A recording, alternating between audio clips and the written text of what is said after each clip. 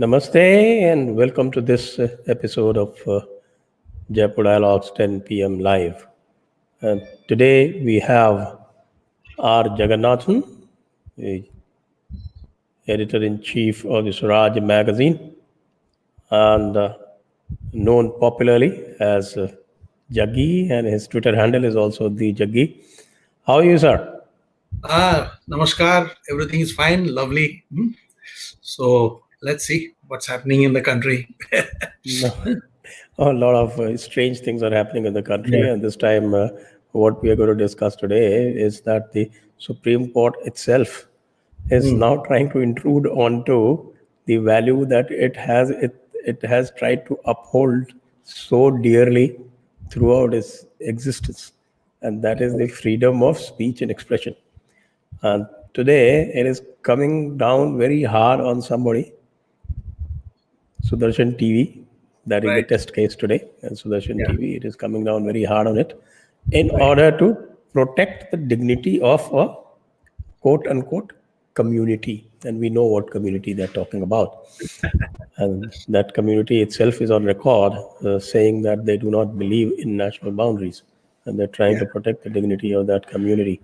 And as you yourself said, I'm referring to that article that you wrote recently in Swaraj, where you said that if these standards are to be followed, then probably we cannot even quote Mahatma Gandhi and Dr. Ambedkar and Rabindranath Tagore, because they are all on record having said much the same thing. And in fact, Dr. Ambedkar was probably the most strident, so they will have to cancel out Dr. Ambedkar himself.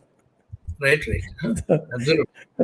So sir, we want to hear from your own mouth, your own voice. Yeah, the basic thing is we know that Article 19(2) of the Constitution, which places restrictions on free speech, has so many omnibus clauses that effectively you can shut anybody down.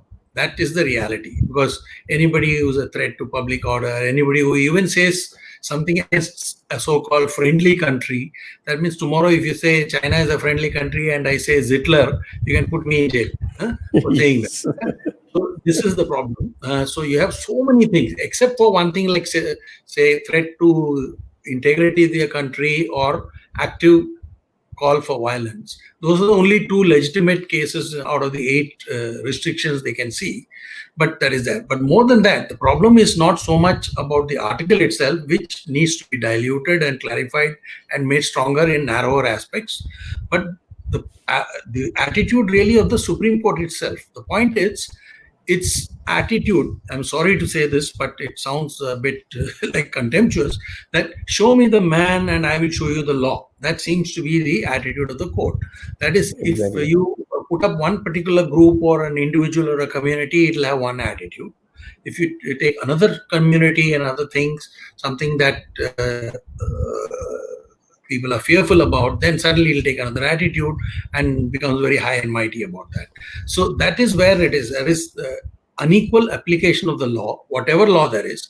And if you are going to change the law depending on who is the applicant or who is the petitioner or who is the alleged injured party, then you're not upholding freedom of speech. I mean, look at what they're doing with in Denmark for Charlie Hebdo. Everybody is standing firm on basic right of that publication to say what it wants, even assuming it offends some community. But here it is not so. Here it is depending on who is offended, you will decide what is the law. So that is the real problem here. There's another very big problem with this, actually, in which I think this J. Sai Deepak and Indic Collective, who have gone as intervener into this case, and they have highlighted that this whole question about application of laws or the exceptions that are there in the Article 19(2), those exceptions are available to the state to frame laws under those exceptions. Those exceptions are not available to the Supreme Court to sit and decide on case-by-case basis, because this is not even an unoccupied field. They have this artifice, they have created this device of what is called unoccupied field. That is, if there is an entry and under which there is no law framed by the state, then the court can get in. But this is not even that case. So it is completely overreaching its jurisdiction. And that is what, in fact, I said that Sai Deepak said very clearly to Justice Chandrachud, you don't have jurisdiction. And he was taken aback. He said, okay, we don't have jurisdiction. Yes, sir, I will prove to you that you don't have jurisdiction. All these laws, under Article 32, are actually against state action. The fundamental rights are available against the state. It is not for the court to come and start applying or framing laws. Correct. That is the fundamental question. That's right. Let's hear you on that, and after that, I'll put up another legal quandary that they are getting into. The problem with our constitution is actually Article 142, under which which empowers the Supreme Court and various courts to make the law wherever they feel like. So they have the equal powers like a legislature. Like that's what happened in the case of, say, bars in highways, right? Now it's up to the states and municipal bodies to frame that law. But these guys got in and then said there will be no, liquor bars or anywhere near the highway, and then almost ruined an industry. I'm not saying that I'm all for bars everywhere, but it's not about my position. It's the position of the Supreme Court. Invariably has given itself the power to make laws where, for example, even more clearer case, does the Supreme Court have a right to impose taxes? But that's exactly what they did. They said SUVs entering Delhi should be charged an additional tax for when they are registered in Delhi, right? Now, it is none of their business to impose taxes. That's of all things is the most sovereign of powers embedded in the executive and parliament. And these guys came and said you have to impose a special tax on SUVs. Now, it may be well intentioned because there is pollution in Delhi, all those things are there. But the point it is not, you can at the most say, state, please make a law so that this is problem is that it's not up to you to make the law, but you're doing this. So the problem comes from Article 142, which gives the Supreme Court special powers to enter whichever field it wants to, saying that in order to ensure complete justice, they can do whatever they want. This is the problem, and that is where I think all our pillsters, any chap saying who has any problem, any dog with a aching belly can come there and say that, oh look, poor things are being affected. Now please decide this case. I mean, this is their problem. I mean, even here now, the same problem is happening with that interest on loans and all that. I mean, how is it the job of the Supreme Court to say you must waive interest or not waive interest? There is a Reserve Bank, an independent central bank, there is a government, there are banks, there are independent entities listed on the markets, there are hundreds of investors who will be affected by your decision. So one guy is in trouble over paying interest and then he says the entire interest must be waived off. And I'm not saying there is not a case for it, but that is a case for the executive and the elected representatives of the people to take up. If they don't want to take it up, the court can't suo moto take it up and say, okay, now you eliminate all the interest. Where is their business in this? So similarly, in freedom of speech also they come to. We can actually explore that topic a little later down this conversation. All right, and you mentioned that case of 2017 where this Kancha Elaya came up with this ridiculous bit about the Vaishyas. And the book was sought to be banned, and people went right up to the Supreme Court, and the court upheld the right of that obnoxious character called Kancha Elaya, who has nothing but... yes. A shepherd also. A shepherd or a wolfherd, but yes, he does ride shepherd. So that guy who has nothing but abusive behavior towards Hindus mostly, right. Yes, and he is allowed the vilest of abuses that is hurled on a community without any basis. That's right. He is allowed. And here is a Sudarshan TV case where he is coming up with an investigative piece and coming up with the solid facts. And they are saying that they want to protect the dignity of a community. Where was the dignity of the Vaishya community then? Right. And if that is the case, if that kind of a case has been there, then how is a same strength bench going to decide about that? That was also a 3-judge bench. This is also a 3-judge bench. And the common element in both the benches was Justice D.Y. Chandrachud. So, yes, that's a very good point. Let's also not forget one thing. I'll just quote you 3 lines from that previous judgment, which I thought if you were holding right to free speech, that was a sensible thing. The justice said any request for banning a book of the present nature has to be strictly scrutinized because every author or writer has a fundamental right to speak out ideas freely and express thoughts adequately. Curtailment of individual writer author's right to freedom of speech and expression should never be lightly viewed. Now, replace the word writer, author with an investigative reporter or editor, and the same sentiment should apply. So, but that's not what they said. And in the previous judgment, they said, and look at what that was part of the earlier bench headed by Chief Justice Deepak Mishra.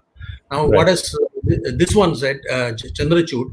He suddenly says that if it is a balance between free speech and the dignity of an individual, we can tell that fellow to go and file a civil suit. But if the balance is between free speech and a community, then we have to enter the picture. That's roughly the words he has said. My point is very simple. An individual who can't protect himself, he is saying you can go and spend 20 years in court trying to fight your case for free speech. But a community which can go and take the streets and burn down a police station or two, that fellow has to be protected. Where is your sense of proportion? And if you're talking about a community and its dignity, a small community which is electorally negligible, you will not protect them against Kanchailaya.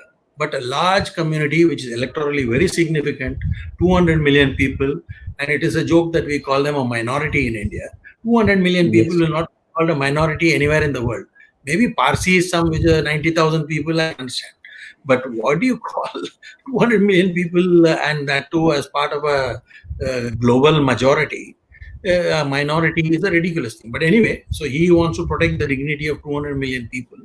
But the same court would not do that for a small community which was maligned unnecessarily by Kanchailaya. That they will not protect. I'm okay. If you're okay with free speech and you did the right thing in 2017, then do the right thing in 2020. You can't say that depending on who is coming with a complaint, I will decide what is right. So that is the fundamental problem one needs to make. Yes, and not just that, and there's also the question of what is called a national security, because the basic question that has been raised by Sudarshan TV is about national security. The national security being impinged because the Zakat Foundation has extraterritorial links with organizations who are funding terrorists. They have been found to have linked with even Zakir Naik. And Zakir Naik is on record exhorting people who are going through the Zakat Foundation to go and join UPSC and protect the religion and act on behalf of their religion. So basically what he is talking is that same Ummat idea which led to India's partition. And the people who are coming through the Zakat Foundation are being indoctrinated. We know that at least once a week those classes are held, and these people are indoctrinated in lieu of all the freebies that they're given. And if these kind of people are getting into the services, then what kind of mindset they are having? They should have been outlawed right at the beginning in the police report. The police clearance report that is given for every UPSC appointee, that itself should red flag this kind of an activity. Yeah, absolutely. I think however, I think in this case, the court was very smart. They did not actually go into the actual allegations related to the Zakat Foundation, because they said, no, your investigation will not get into, because the minute they got into it, then they would have been compelled to look at the content of the article rather than its alleged intent, which is supposedly to malign a community, right? So the court actually just said, yeah, Zakat, you can say something about, we don't have a problem, but you cannot impact the community, saying, okay, just you can't show somebody with a skull cap or whatever it is, and that's ridiculous. But even that, Justice Chandrachud mentioned that, look, I can't go into every frame and say whether you can put somebody with a skull cap or not, because that is also silly of me. He himself realized he was being ridiculous. That's what the judge said in his statement, right? So the point is, like, these guys, I think they know when they're getting into a trap, and therefore they sort of avoid that situation. That's what seems to me to be the case. But they went to look at the larger issue of whether a community is going to be maligned and all that. So where I think they felt they were on safer ground, because then they can look like knight in shining armors protecting these poor guys from calumny and other things. So, but of course, many of the things I say are slightly contemptuous of what the court is doing. But then I think the last contempt of court case, I think the fine was only $1, which I think I can afford. So, so, so I thought I can. But what wrong had poor Justice Karnan done that he got 3 months? Correct. So no, but I think the benchmark has now been set differently. So we can quote that case and say that, look, my conscience does not allow me to apologize for saying what I've said. So I persist in it, and I'll pay 1 rupee, and I'll challenge that also. Yes, we follow the great man Prashant Bhushan. Yes. So that was the thing. So my guess is that the court actually realized it was getting into a trap, and actually after that there were interveners like the Indic Collective and Op India and others. So then I think the court realized that they have opened a Pandora's box, and I think the INB ministry quickly jumped in and said, no, we have. They have saved the bridge, it seems, and all that. So my guess is they can quietly say that, okay, you put some fine or put some disclaimer or something, and then go ahead and let the court off the hook, because the court, if it finally goes to freedom of speech issues, there'll be more interveners. And not only that, don't forget, Sudarshan TV also has been very clever. They've been saying that, look, here is NDTV, which talked about Hindu terror, saffron terror, all those things were there in the headlines. Then suddenly the court said, no, we don't want to go to 2008 and 2009. So we only want to discuss what happens today, right? So today we can cite a number of cases. Yeah, I agree. If you look at what Asad Owaisi is saying, or what people are saying about the recent case about Mathura Janambhoomi has come up, and the kind of statements that are being made by the Muslim community, representatives of the Muslim community. I still remember the way Asad Owaisi justified the killing of Kamlesh Tiwari by saying that this was blasphemy and this was done by the Prophet, and this is our sunnat, that Ka'b bin Ashraf was killed in the same manner. So he is actually drawing parallels from the Quranic scriptures. And the court cannot remain silent on that. That is because that is an open call to killing people. That's that goes in the name of freedom of speech. And here they are trying to penalize somebody who is actually bringing out something factual. And INB ministries, actually, it seems they have given the court a fig leaf, actually.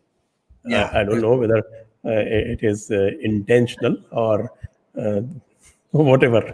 We cannot speculate too much onto it. No, my guess is it allows the court to sort of quietly say, okay, now you handle it.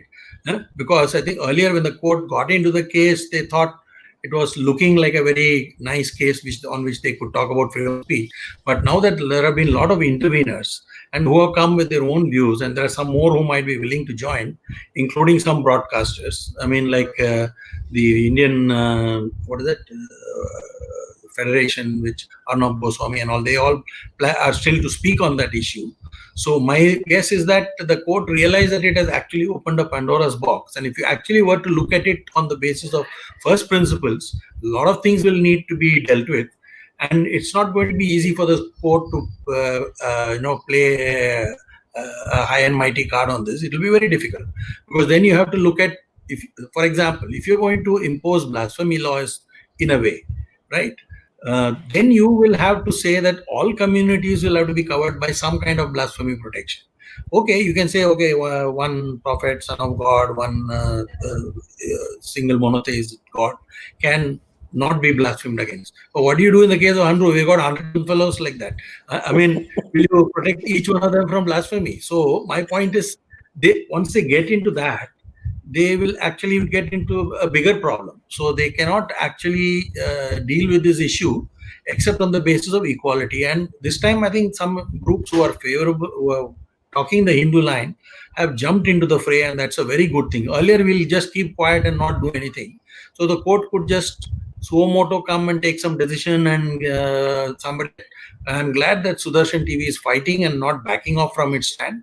And I'm also glad that there are other people intervening, including Sai Deepak and all. I think this time we need to have what Sonia Gandhi calls an R-Par ki ladai, and find out what is the right attitude to freedom of speech, something that's applicable to every Indian community, and not only a community that you think deserves to be protected by it. Exactly. Why just one community? Then every community needs to be protected. And I think Hindu communities are probably in much greater need of protection than the Muslim communities, because they have always been the aggressor, whether pre-partition or post-partition. All this trope which has been built saying that minority disadvantage is completely ridiculous. It is not borne out by facts at all. Correct. And not only that, I think when you look at Hindus, it's easy to say, oh, you're 80%. But the problem is when you're not organized like a monotheism with, say, 2-3 basic fundamentals and say, okay, all 80% believe in this, we are by definition pluralistic and diverse. So you've got to treat each sampradaya, each group as good as a minority. I think no Hindu group in itself is larger than any of these minorities. If you look at them separately, it's only when you put them in a collective, you suddenly arrive at the figure of 80%, right? Now, if you break them up into their subgroups, let's say some groups are Vaishnavites or Shaivites, or even in that group, there may be subgroups who may not agree on any basic fundamental. My rituals are different from yours. A North Indian Brahmin does something different from a South Indian Brahmin. We are often defined by what we do, what we eat, what we wear, rather than any set of fundamentals that you believe in, which come with the territory, but it is quite different for different groups. So in that case, our definition of minorities cannot be 80% when it suits you, and there is no such thing as Hinduism when that also suits you, right? You say there is no such thing as Hinduism. So you say, okay, it is just the British came and created one category called Hindus, and all the foreign guys. Now, when you want to protect the minorities, suddenly everybody becomes 80%. So there is a double standard there. Oh yes, this double standard has been there right since the times of creation of Muslim League, when they started demanding the separate electorates. And if you remember, the separate electorates were granted. And the funny thing is, you read my book, and Dr. Ambedkar brought it out very nicely and said that, okay, not only they got separate electorates as a minority, where they were in majority, they got statutory majorities by way of quotas. That's right. And correct. They always talked of themselves, the Muslim community always talked of themselves as Muslims and non-Muslims. They never talked about majority and minority. That's right. And even today, let's look at this situation in the say Minority Affairs Ministry or Minority Commission. They will, or they have never advocated the cause of the minority within minority. When it comes to that, then all the top posts are reserved for Muslims within the minorities, the spectrum. Right. Within that minority pie, everything is cornered by the Muslims. Correct. Have you ever heard of a minority commission chief who's been a Parsi? The National Minority Commission? Have you ever heard of a Sikh being head of the minority ministry? The only exception I remember is that whenever the BJP government in power in Rajasthan, they bring a Sikh as the chairman of the minority commission. This is the only exceptions that I know of. But then exceptions are what? Exceptions only prove the rule, that there are exceptions to the rule. That's all that is. And look at the way they behave where they are in majority. You know the 370 business completely. And how they behaved in Kashmir, in Jammu and Kashmir, and how they treated the smaller minorities, the West Punjab refugees, the Dalits, the Bakarwals, the Pahadis, the tribals, the women. That treatment of the minorities within a Muslim majority situation is, what should one say, is not just condemnable, it is disgraceful. Yeah. Absolutely. And not only that, I think from the time of the Prophet, they have discovered this brilliant strategy that when you are weak, segregate yourself into a Medina, where I think you make sure that no other outside influence comes and disturbs your way of thinking. So, whereas if you stay in a plural society, some community members will at least be open to other ideas, right? So, first you segregate yourself, which is what they do everywhere. Even in India, whether it's in India, you immediately say, no, we will not do yoga, we will not sing Vande Mataram, forget it. It's not like you're just keeping quiet when that is being done. You will make a loud noise and make sure that even Muslims who have no problem will feel ashamed of going and doing it. This is what you create. So you create a ghetto within a ghetto. And in fact, this is what is happening not just in India, in Europe, in all the areas like Molenbeek in, Holland, or, certain areas in Sweden. They are completely no-go areas for even the locals, right? Even the police come only with the permission of some community leaders. If at all they have to go and search for some criminals or something, So in fact, Angela Merkel herself said that it's fashionable to say that there are no-go areas, but I know that it is true in Germany, and we have to do something about it. Basically, they've created a little ghetto where nobody can enter, right? So this is the Medina mindset, where it says, when I'm there, I will be entirely my own law unto myself. And even when I'm a majority, of course, anyway, I'm a law unto myself. If I'm a minority, I'll make sure that your laws don't apply to me. So this is the way that is being done. And I think many Muslims also realize this is wrong, but they're afraid to speak out. They're afraid to, because one thing is, the punishment for apostasy and opposition is very scary even for Muslims themselves. I mean, other communities, of course, they may not care about. But if you see what's happening in Pakistan, there's a huge protest against Shias, right? And Shias were at the forefront of the movement of Pakistan also. Now, though, I mean, they were in the forefront. They were in the forefront. The Shias and Ahmadiyas were in the forefront. These people, these Barelvis, Sunni Barelvis, they were only carrying out their, what is called, they were carrying out their palki. That's right. So, this is the problem. I think somewhere they have covered that if you keep your community segregated, there is power in it. And that's what they're doing. And even when community members really feel that this is wrong, they are scared to speak out. I mean, an ex-Muslim will never announce himself, because then immediately he needs 100-man Z category security. Right? That's why he will rather say, stop practicing and keep quiet, than say that, look, I agree that this is wrong, we should do something else. So the problem is, the amount of suppression within the community is pretty high. That is where the problem is. Because if many Muslims spoke out and said, like a Hamid Dalwai, he said, look, we are doing something wrong, and let us not blame everybody else for it. But then that guy was never listened to.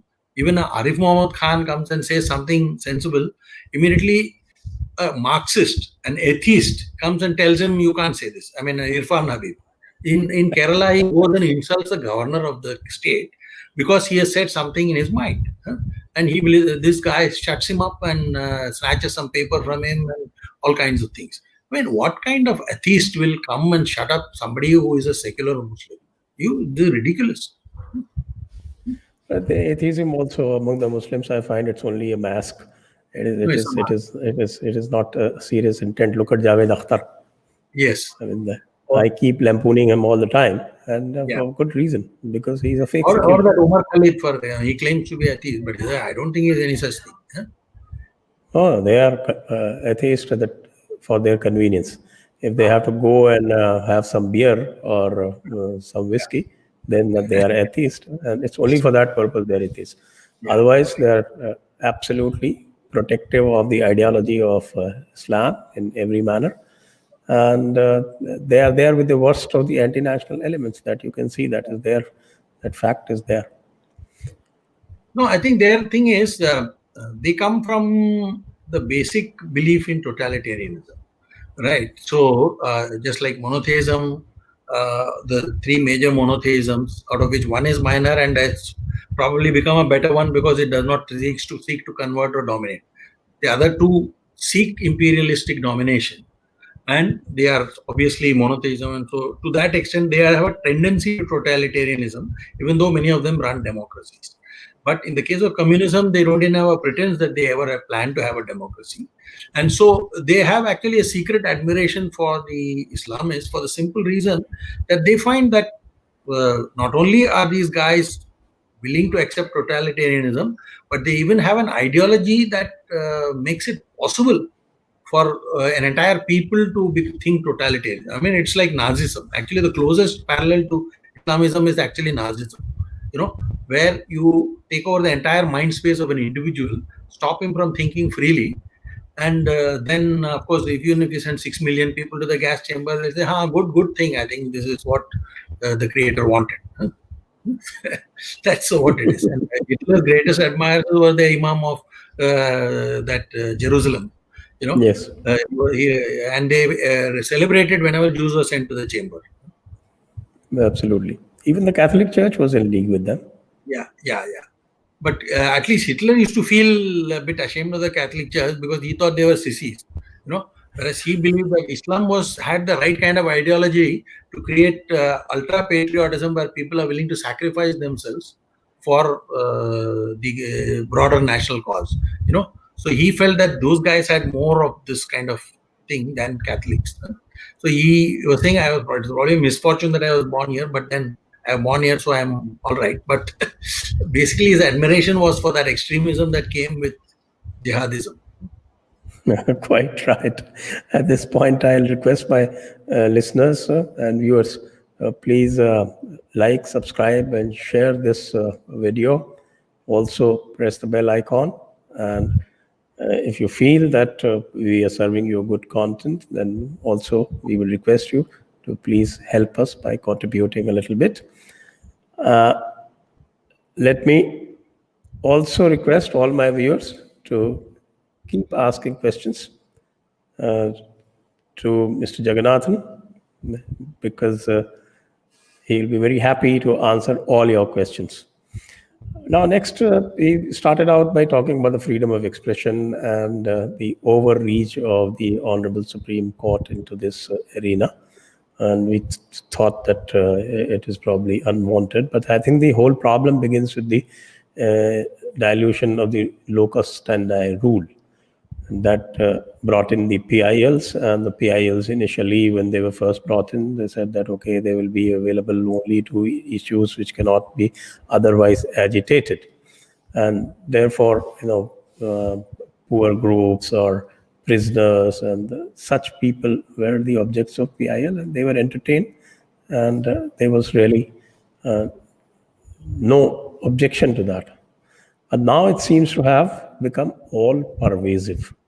So much so that the balance between the executive and the judiciary and the three organs of the state, because right now I think at some places, I think I've seen some high court judges even saying that they are not an organ of the state, to that extent. Yes. Whereas the constitution envisages three organs of the state. The balance is now completely distorted. And of course, they brought in the basic structure doctrine in one space, and in the religious space, they brought in the essential practices doctrine. Both of them are judicial artifices. They are not given by the parliament. Plus, the basic structure doctrine lays down the independence of the judiciary. So, independence of the judiciary, they hold Supreme Court to be the supreme organ in the judiciary. My solution to this, I mean, this is an out-of-the-box solution that I've been thinking of. I also wrote about it in one of the articles I recently wrote. And that is that, yes, okay, basic structure is fine. We do not violate the basic structure. If we create a federal court above the Supreme Court, which decides on the issues of the balance among the three organs of the state, can it be objected to under the basic structure doctrine? Yeah. You are advocating a special federal court which will adjudicate on between the three arms. Yes, wherever there is a dispute, among the three arms, dispute of jurisdiction. Yeah. Dispute of jurisdiction. I mean, there are so many instances where, I mean, look at the Article 21. What That's have they right. done to Article 21? That's right. Yeah. I mean, Article 21 is now completely a judicially crafted article. That's right. It bears no relevance to what the Constituent Assembly brought on the statute. This is not permissible in any democracy. I don't know of a democracy where this has been done. Correct.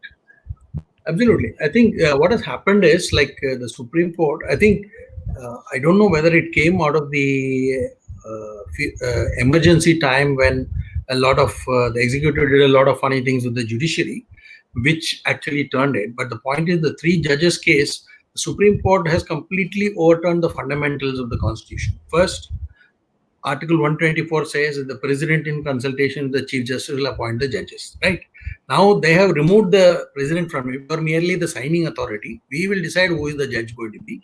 So, a judiciary will appoint itself. Nowhere in the world does this happen. Okay, judicial independence does not depend on me appointing myself. That is called nepotism. It is not called. It is not called independence, right? Right. So I mean, Nehru can appoint Indira, Indira can appoint Rajiv, and Rajiv can appoint Sonia, and Sonia can appoint Rahul. But this is not called independence. This is called nepotism or self-selection, which is wrong in principle. Second thing they have done is, because of Article 142, they have got into all kinds of areas, okay, which is not related anywhere to interpretation of the law. It is involved in making the law, because some fellow is aggrieved with some particular aspect and he comes there. The third thing they have done is they talked about basic structure, but they were nowhere in sight when throughout we have removed one fundamental right, the right to property, has been simply removed. Okay, it was called a fundamental right. If a fundamental right is not a basic structure issue, you say everything else is basic structure and basic structure is what I say it is, then what are you doing this? You haven't even defined what is basic structure. I can understand one basic structure, that if tomorrow some executive decides that India will become, let us say, dictatorship, that is a basic structure issue. You can say, you can define it. But the point is, unless you define basic structure, you cannot, I mean, you have to say A, B, C, 3 are basic structures, right? Now, the separation of powers between parliament and judiciary also is the basic structure. Now, Exactly. if you are not respecting that basic structure and just basic structure is just what you say it is, then it is completely wrong on their part to do so. And I don't know why they're doing this. And it's a tragedy that the court has made a mockery of itself, and it no longer has the kind of respect that many people used to have. Because according to me, the one thing Prashant Bhushan is probably right on is that look, courts need to demonstrate that they are capable of high thinking. But that's not the case there. I mean, seem to be more into a power grab mode, where they get into any and every issue and trample on issues that come in other jurisdictions. So it is not a good idea. So I hope they pull back, and that NJSA was one attempt to move it away from that folly, but they rejected that. And the only guy who said that it might be good thing was Chalameshwar, and who, of course, never got destined to be Chief Justice. So I think there is a serious problem there, and we have to look at that issue. And also the more basic things that were changed in the constitution in unconstitutional ways, like you arrest all opposition leaders, put them in jail, and then shout something into the preamble, that never got deleted even after the emergency was lifted, right? So even today, suppose we were to launch a thing that this was done at a time when there was no freedom in parliament also, then how can this be this thing? So if you want to protect basic structure, and both people like Ambedkar never wanted these words into the thing, Exactly. But they put it. But I'm not saying these words have made that much difference, because we anyway don't believe in those things. So we can do capitalism by putting socialism in the preamble, or we can put capitalism and do socialism in practice. So it doesn't make a difference to what we actually do. So the preamble is something for only Shaheen-Bagh fellows to recite and claim that they are Democrats. Of course, there's always a related point that says that, okay, preamble is the first basic structure. So how Yeah, could they change the preamble and court they not have get changed. into it? Absolutely correct. And the court did not object. So that is Yeah, one thing. yeah, Another point that related point is the attitude of the Lutyens media towards this entire issue and towards many issues. I mean, you can see the hypocrisy in the way that they deal with the Sushant Singh Rajput case or they deal with the Sudarshan TV case. And you put it in a very succinct manner when you said that hate speech for the Lutyens liberal media is a device to silence their critics. yeah. See, for hate speech to have validity, I mean, today you're hearing that even in the West, the same kind of hypocrisy goes there also. I mean, they may not like Trump or his followers, so they can call them deplorables. That is not hate speech. But I mean, if these guys say anything, it's all hate speech, which is fine. Will you define it? I mean, you cannot define it only with respect to people you dislike. You say anything bad that this guy says is hate speech. Anything that somebody else says is not hate speech. So you must first define hate speech, and it has to be narrowly defined. If I say, take a passage from, let's say, somebody's holy book and say that this is wrong, this is terrible, this is a bad idea, is it hate speech? No, I don't think so. Hate speech must have a lot more malignancy to what is being said, and it can't just be something that has been said casually, or it has been said in jest or in whatever it is. But today you can say anything in jest. Today, if you merely draw a picture of some holy icon, it is called as hate speech. How is that hate speech? Nobody says that you have to draw a picture of the prophet or anything. If somebody wants to draw, how can you stop him? Right? You don't have to see it. Huh? So my point is this, that if you want to define hate speech, let's define it equally for all communities, all groups, all castes, everybody. Don't say you stand with a placard saying smash Brahminical patriarchy, and then if I stand next to Twitter Jack and say smash papal patriarchy, and you will say, he's anti-Christian. So it doesn't make sense like that. So you've got to define these things more precisely. So I think, unfortunately, they will not define it. The Lutyens will never get to define it, because the minute they define it in normative terms and not specific terms, that is, anybody who opposes them is hate speech and all that, and anybody Sangh Parivar bad, anybody this Muslim Parivar good, that kind of thing. Look how easily parties that have sectarian names in their title embedded. Like you call yourself Mujlis-e-Ittihad al-Muslimin. You know what you're about, and you are Indian Union Muslim League. Okay. Now these are non-sectarian secular parties. On what basis? And you call somebody Bharatiya Janata Party? Oh, secular, not secular. And communal. Yeah, I mean, how do you define it? I mean, there is no definition for basics like this. So hate speech is far away from their mind in terms of wanting to ever define it. And the Supreme Court is actually falling into the trap, because Supreme Court at some level is also seeking validation from the same Lutyens lobby. Because they feel that if these guys come, they will say, oh, you're independent if you believe in us. If you disagree with us, then of course you're not independent. Like Prashant Bhushan says, last 4 Chief Justices were not independent because they didn't give us judgments which we wanted. So these are the what is called the fuzzy contours of the entire concept of the freedom of speech and expression. Let's take the questions that have come. Okay. And viewers, if you want more questions to be answered, please shoot them right now. So we will have these questions coming up on the screens.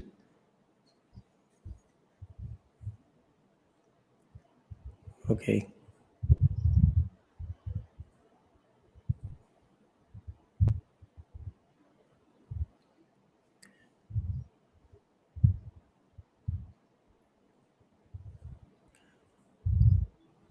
The first question, Anu Lakshman, not exactly relevant to the topic. Your views on the closure of the Amnesty India office? Okay. I enjoyed it. I think it is somewhere relevant, because the Amnesty guys, problem is the organization in India was headed by an arch Hindu phobe. Every article of his will talk only about what is wrong with one community, never about anything else. And first of all, so if you are genuinely fighting for human rights and freedom and rule of law and things like that, you will not target anybody or any community. You will say, okay, this man has been arrested without cause and he's been put in jail for without being given a reason, so we should free him. It does not matter whether you agree with that fellow's ideology or not. But that's not the case with amnesty. Amnesty is very one-sided. Where did we find these guys doing anything when 400,000 Kashmiris were sent out of, ethnically cleansed out of our own thing? Did this, and they took the side of the anti-CAA protesters. They did not talk about the persecution of the minorities in Pakistan, Bangladesh, and other things. Millions of guys have been persecuted, and we have a law. Your book says that, but these guys didn't even talk about it. They may have made some stray line somewhere in one of the reports. They didn't back any such thing. I mean, so they are not actually about amnesty. They are like an appendage of a minority commission or some such thing. The second thing is they have been turfed out because they do not follow the law. If you are holding a government account saying you're not following the law and arrests or whatever it is, then you should be following the law of the land first. If you follow the law, you have a right to preach to others that you should also follow the law and don't have arrest without reason or without charging anybody. All those things are fair points for an amnesty group. But you're not doing that. What you're doing basically is not following the law yourself. And you are getting foreign contributions for what purpose we don't know. But many Indian organizations are guilty of the same problem. I mean, even as a very well-known organization like Center for Policy Research, it receives 80% of its money from foreigners, Ford Foundation, this, that, and all that. How do you know they don't have vested interest in what kind of research you do? So I think any organization which survives on bulk funding from abroad has to be scrutinized for what their agendas are. And we need to make sure that most politically influential organizations and non-government organizations operating in India operate substantially out of Indian interests and Indian funding. Then you know what they are up to. But if you are getting foreign funding, you have a problem. So in the case of amnesty, they weren't even following the law. Forget about foreign funding. Right. Next question, Rishabh is asking, when will rational Muslim leadership come in India? No, I hope it will be sooner or later. And for that, I would say that unless the media, that is the mainstream media, starts giving them space in their discourse, what they do is they only talk to the rabid elements. So the honest Muslim who wants to discuss some of the problems in his community and also areas where he wants to be supportive of secular laws, he is shut up actually, because when he sees a Kamlesh Tiwari getting killed, what is the certainty that you will not be killed for the same thing, right? Because an internal traitor is considered a bigger traitor than an external traitor in Islam, because apostasy is punishable with death. So you have a problem where a community is first suppressing itself, and many free thinkers in that community are afraid to speak out for fear that you may have the same fate as Salman Rushdie and you'll have to stay with Z category security all your life. So who wants to live a life like that? So they just keep quiet. So unless the mainstream media starts giving them voice, and many other people, it's funny that a so-called Hindu government has to legislate on triple talaq. I mean, it's ridiculous. I mean, why did BJP have to do this? It could have been done by any secular government in last 70 years. Why didn't they do that? They didn't do it, right? So this is the problem, that we are privileging separatist thinking. We are privileging Jinnah-minded people in order to create a vote bank.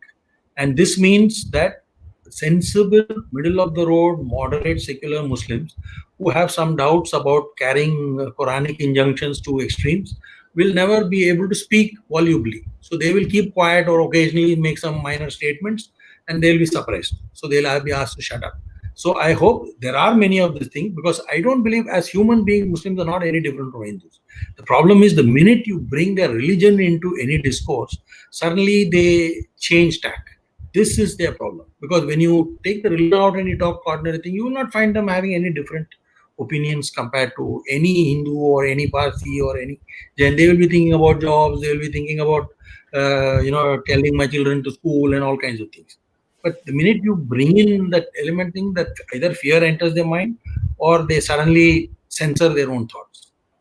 Right. Right. Next question is to me, Sanjay ji. Since you are also a lawyer, will you be getting involved in litigation for Hindu causes like Sai Deepak, Prashant Patel, Mohandas, Harish Karat B? Well, we will cross the bridge when we come to it. Right now, I have applied for license. I haven't yet got it. So let me Oh, I first get the didn't know you license. are a lawyer. I did my LLB well in Oh, time before the okay. courts clamped down on serving officers. Oh, Now you they did don't on. want even Okay. the serving officers cannot even go to evening classes and get degrees now. Did- I did it just in time. Okay. Okay. Okay. Right. Okay, Karthik N. It seems like institutions are made to go against us as Hindu. Feels like we have no choice. Makes us lose motive.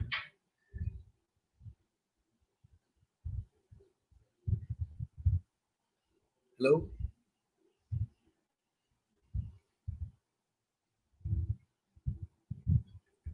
You got frozen. Huh?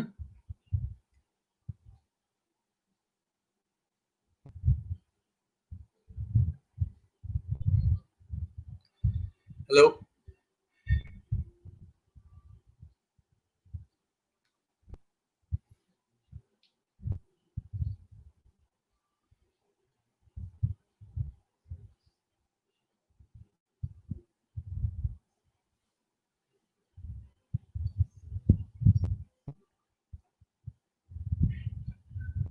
Hello. Am I audible?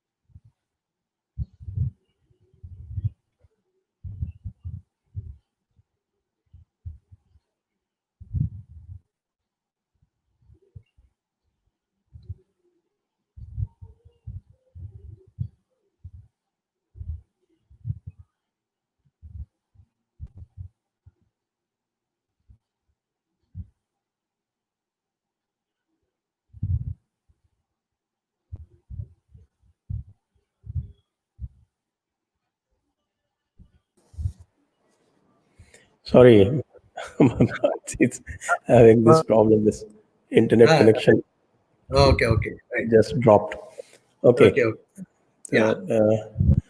so this question, which is on your Yeah. screen, Well, yeah, I can see that. Yeah. Okay. yeah, So, Karthik, the basic point is, I think an ecosystem that started uh, with the British and continued for 70 years or 65 years is something that got created over several generations. So, changing the attitudes of the ecosystem is at least going to take us one generation, because don't forget that when the British left, they created a certain class of Macaulay Putras who were to take over Indian administration, and they took it over. And when Indira Gandhi came and the left came into power, they created, expanded that ecosystem. They captured academics, they captured so many critical posts, and as you saw in that Zakat Foundation, they are planning to continue that even further. So my point is, like, creating a counter ecosystem that is more balanced and will take care of so-called Hindu interests will also take time, and this means that a lot of there has to be pressure from the bottom, from the people, from organizations, from intellectuals and clear-thinking people like Sanjay and you and me and many others who started articulating the issues. Now the grassroots support for it is still building up; it's not yet built up. Once that happens, I think the system will get built up. Then you do not have to shout in order to make basic points. But I think it's happening. but we can't afford to be too impatient, because this process has begun only basically 4 or 5 years ago. Though, of course, I would say it began with probably somewhere in the 80s with the start of the Ram Janmabhoomi thing, but the ideas behind it got articulated in an intelligent and sensible way only more recently. Because at that time, it sounded like it was only a religious issue. Some fanatics wanted to build a temple, and that's all there was. But that created the groundswell of support, whereby people like me and others felt that, look, this is not about fanaticism. This is about reclaiming our heritage, something that was lost, which we ourselves have become deracinated fools, and we have to relearn our heritage. So that realization came after that moment. So people who are not that articulate actually led the movement first. Now the more articulate people are coming, and they are giving it an ideological framework where other such sensible movements can take it forward. So I think we have to see it in a slightly medium-term perspective. Everything is not hunky-dory right now. It's beginning, but I hope if we continue it for another 10, 15 years, I think the state will be quite different from what it is now. Right, absolutely right. Okay, next question. V. Garg. Except ISKCON, why do no Hindu organization, Ramakrishna Mission, etc., carry out active conversions, and how to change that? I think you wrote a beautiful article on that. Yes, we discussed it. Yeah, that's right. No, I think in the century before that, before now, we had the Arya Samaj and all doing that thing. But somewhere along the line, the Arya Samaj seems to have lost a little bit of relevance, and their aggression sort of died off. Even people like Gandhi and all didn't support them, and they made it. The murder of Swami Sadanand was not even treated as an important thing by Gandhi, and it was a tragedy that they didn't allow that movement to really gather root. But and also we have had a lot of Arya Samajis who I would not respect today, like the person who recently passed away. But I don't want to. He was a fraud. He wasn't even Arya Samaj. I don't like speaking ill of those who have passed away. But the point is, those guys have done no credit to Arya Samaj and its history, right? So I think so far our process of creating the institutions for conversion are very meager. We are trying to do it with very little resources and very little ideological standards and long-term thinking. You see, Christianity and Islam have a long-term strategy that's several hundred years old, and they have focused on that. So they have seen the problems on why people resist conversion, what you have to do when they convert, how do you keep them in the thing. One will do it through fear, other will do it through persistent marketing and some kind of gimmicks, whatever it is. But they realize that for conversion to succeed, you have to see it through beyond the first generation of a convert. Because as long as a convert is still conversant with his past, there is a possibility that he may slip back. Which is why till we got freedom, Christianity couldn't convert much. But they have now learned how to use our own weaknesses to convert people. They've used caste. Earlier, caste prevented conversion. Today, what happened is they're using caste to enforce conversion. That is, they're putting one caste against the other, so that the other caste then comes to think of Christianity as a way out or something like that. And that's what they've learned, the trick of how to use caste to get conversions. So we have not done any of the strategic thinking to get reconversions or garbapsis. I think RSS and VHP are trying something. They have managed to some extent, but I think we need a broader institutional framework to see how to bring them all back.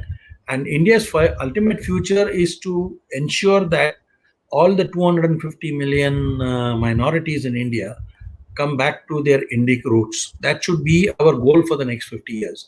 If we can create the institutions to welcome them back and make them Hindus again, that should be our goal, because these are all our people.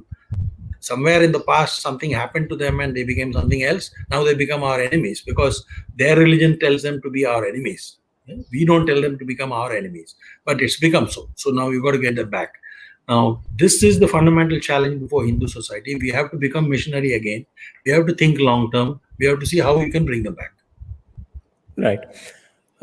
Next question.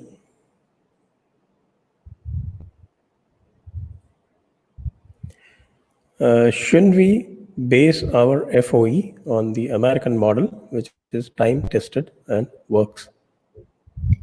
It's hardly working right now. Yeah, I'm not sure. I think it seemed to work in the past, and it is true that if you say something, you're not going to get arrested or thrown in jail. That part of it works. However, what they have done is they have created the equivalent of censorship through social propaganda of the left. I mean, they call it cancel culture. That if anybody who disagrees with you comes anywhere near you, you can disinvite him and say, "Don't come." So that is what happened. This happened to even our prime minister when he was speaking to address he was invited to American University. Immediately that whole group got up and cancelled the invite, right? Of course, after he became prime minister, they couldn't do that. But the fact is that today, if you call somebody from the American right, they will cancel his invitation or make sure that nobody comes to the canvas from somebody from Fox News or somebody from a right wing. So they have their own problems about free speech, and they have found a way out through what they call cancel culture. That is, disinvite anybody you disagree with so that he doesn't get to speak to you. Right. Nitesh Pillai, the root problem seems to be the constitution. Why can't Free India rewrite Bharat's constitution with a free hand? A lot of problems can be solved thus. Actually, our constitution is pretty flexible. What it probably needs is substantial parts do need rethinking. But look, we have done 100 amendments, right? The current constitution bears no resemblance to the one that Ambedkar and Nehru and all left us with. In fact, Nehru himself mauled it 1 year after adopting it by putting all kinds of First Amendment. The US First Amendment expanded the area of free speech and freedom of religion. Indian one did the exact opposite, reduced free speech and reduced everything, right? So the advantage of this is that you can actually redo the constitution without a wholesale rewrite. But I'm open to it. If you have a second republic and if we do end up having, in fact, the legitimacy of the current constitution also is a problem. It was not done through direct election, and it was a very limited franchise that actually they had good discussions, but it was never put to the vote. That means the constitution was not adopted by the people. Yes, and just incidentally, our annual event this year, which of course will be online again, is the theme is the Second Republic. It will be from okay. Right. No, it will be from 17th to 21st November. Yeah. No, I think there is a case for it. I do believe in it. But I mean, what I'm saying only is that if you have sufficient numbers, even the current constitution can be substantially rewritten. That's not a problem. Right. I mean, it's not that the sentiments in it are wrong, like, free liberty, equality, and who can oppose anything. Our problem is we don't use words that we want. We don't want to use words like dharma, satya, matsinyai. Those kind of things we don't seem to want to use. We want to use the word denomination. We will not use sampradaya. And also in our constitution, it is the English version that is legal. The Hindi version is merely existing for convenience. That is, if there is a dispute between the meaning in an English version and is the English version that is treated as sacrosanct. That is our problem. Okay. Okay. Next question, Nijis. Do Islamists always look to grab power, control state, or it's high appeal to them so that they can bring some golden time back? Yeah, certainly. I think Islamism certainly, as opposed to Muslims, actually it's a power principle. It's about how to obtain and retain power. So that's central to thing. The religion is the glue to provide that power to this thing. This happens both in both the Abrahamic religions. Christianity had hundreds of sects till Constantine came and consolidated with state power in the 3rd century, right? 4th century CE. So Islam actually began from day one like that. So it became the Prophet did not separate church and state. He was military commander, political commander, and religious head. So it is a consolidation of power of all the three tendencies in society in one person. So it is about consolidating power. So obviously it will be like that. Okay, the next question is, Om Yadav, when I speak the truth about Islam in office circle, I'm called communal in the office. Sometimes it seems that I do not get fired. How to solve the situation? Well, I mean, I know there's too much political correctness everywhere, but yeah, there is no need to be abusive or hard hitting on friends and office colleagues. It's not a good idea because you have to, at the end of the day, work in that office. But where there is a possibility of an honest conversation with the same people, I think you need to be clear about what you're talking about. I think even in India, if you Hindus and Muslims had an honest conversation about what about you bothers me and what about me bothers you, then you will actually find a way forward. The minute you say that you cannot say anything about me, but I can say everything about you, then it doesn't work. So this two-way Absolutely. change doesn't happen. And once that happens, you will actually find a way forward, no matter what community you belong to. All right, the next one. Mridul Sohal, is an implosion in Islamic societies inevitable in coming decade?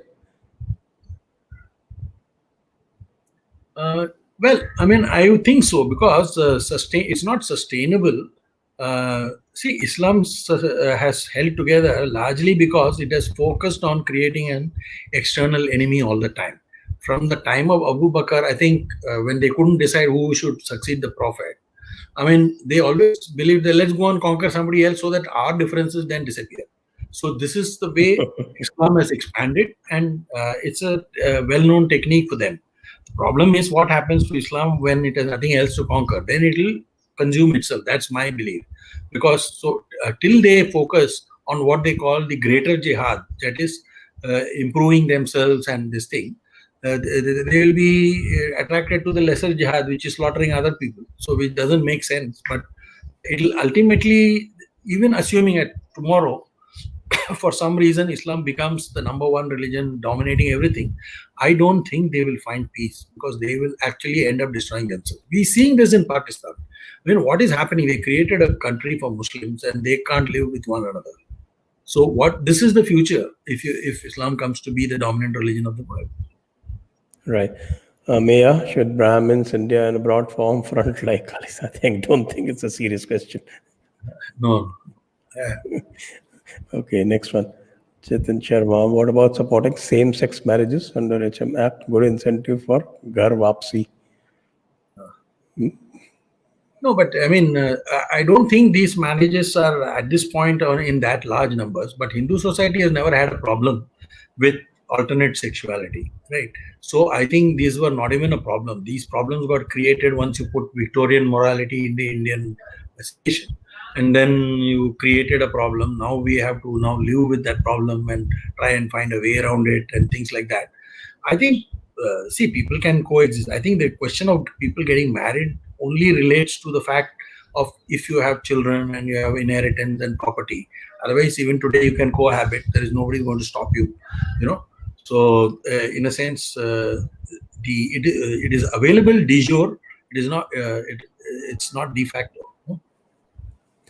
Okay, Brijesh Kumar Pandey. Okay, yes. Why learned people like the Dixit ji and many others start organization which can take all Hindus together and nurture their culture? Money can be crowdfunded. Well, Jaipur Dialogues is an organization, and we are doing what we think is the first step. Without a narrative, nothing moves. Absolutely. This is what my thinking is, and this is what I've written in my books also. Even through the message of Krishna in the Krishna trilogy, I've just tried to portray that no war can be won without a narrative. You have to have a narrative first. Sorry? Has a third book come in that Krishna trilogy? No, sir. Actually, we got this Kashmir and CAA book coming in between. Okay. So that's got delayed. So that'll probably come next year. Okay. Deepak Kumar. Sorry. Deepak Kumar, can learning Sanskrit as first language help us in binding as nation? No, absolutely. Even Ambedkar was open to the idea. The point is, like, at this point, actually, we can't force anything down anybody's throat, but we can easily make it as an optional language for people to learn. And organizations like the Samskrita Bharati are trying to get people to speak Sanskrit so that you don't feel like it's some kind of a difficult language which nobody wants to learn. So they're making it accessible. In 12 weeks, they can get you to converse in basic Sanskrit sentences and things like that. So I think it has to be a people's movement initially, with some support from government in curriculum and all that. At some point, when we have the Sanjay Dixit Second Republic, we should be able to make it something more than that. Okay, so now we come to the last question of the day. Why are Quint churn huge number and diverse articles compared to Swaraj? Okay, this is directly addressed to you. What's lacking? Ideology, money, talent, or strategic vision? Well, no, ideology is not a problem, but I think at this point we are not seeking too much diversity by bringing all the kinds of leftist writers to write there. For the simple reason they already have an extraordinary amount of forums in which to write. So it is our views that are getting very few forums to talk to. So that is why we are not calling, Siddharth Varadarajan to write for Swaraj and all that. I mean, at some point, if you're large enough, you can do that. Second thing, I'll tell you a terrible secret. The problem is, in India's crony capitalist culture, businessmen want to support leftist organizations. The reason is very simple. They are afraid that tomorrow, if let's say the UPA comes to power, and I have given 5-10 lakhs to Swarajya, then they will come after me like a ton of bricks. They are afraid. Even I remember some people, businessmen, telling me personally that, look, we believe in everything you write. We want to support heritage and culture and all that, but don't put my name to it. Okay. Now, this is what happened. There is, for example, a foundation that funds money. They gave crores to all the left organizations. When Swarajya went for it, they gave some 25 lakhs or something like that. Okay. So my point is, the left is more easily funded by business, and the left invariably gets more funding from business for the simple reason businesses want protection from leftist attacks. The right doesn't attack business. The right supports business and entrepreneurship and all that. It is the left that attacks them. So it is those guys they have to silence, so they pay them money. It's very simple. So the gundas get their haftas, is it? Yes. Yes. That is a part of the trend. It's not, I'm not saying nobody can get it, but that's a part of the reality that we have to live with. Yes. Leftism is synonymous with gundaism. We know that, and people are scared of gundas, and they pay out of that fear. And whereas the good people, then, and they're also scared if the gunda ever comes to power, and they have helped the good people, then they will come to grief. That's what it is. Okay, one last question came in while we were talking. Should we help Armenia since Turkey and Pak, both Ummat countries, have sent mercenaries? Yeah, I think India has already made some overtures under the new external affairs minister. They have talked to Armenians and all that. They have supported them indirectly and made some statements after Turkey has made something. But I hope it is not only strategic, because I think we need Turkey is emerging as a potential new rogue state. So I think we have to be careful about what they think. I think they have visions of grandeur because the Ottoman Caliphate was once centered there. So Erdogan thinks that he is probably destined to be the next caliph. So I think we have to think about what these are. But right now there are 3 contenders, so it is not that big a worry. We have a Saudi-centered leadership, we have an Iran-centered Shia leadership, and we have a Turkey-centered 3 centers of Islamic power. So may the worst of them fail. Okay, on that point, we bring today's episode to a close. Wonderful having you, Thank you. Mr. Jagannathan, or Jaggi sir, as is popularly called. And as usual, you have explained everything and answered all your questions in your most lucid and direct fashion. Thank you very much, and all the viewers, thank you also for joining us in such big numbers. And do remember to keep subscribing, sharing, liking, and pressing the bell icon and all the usual things. And with that, we conclude. Jai Hind, Vande Mataram.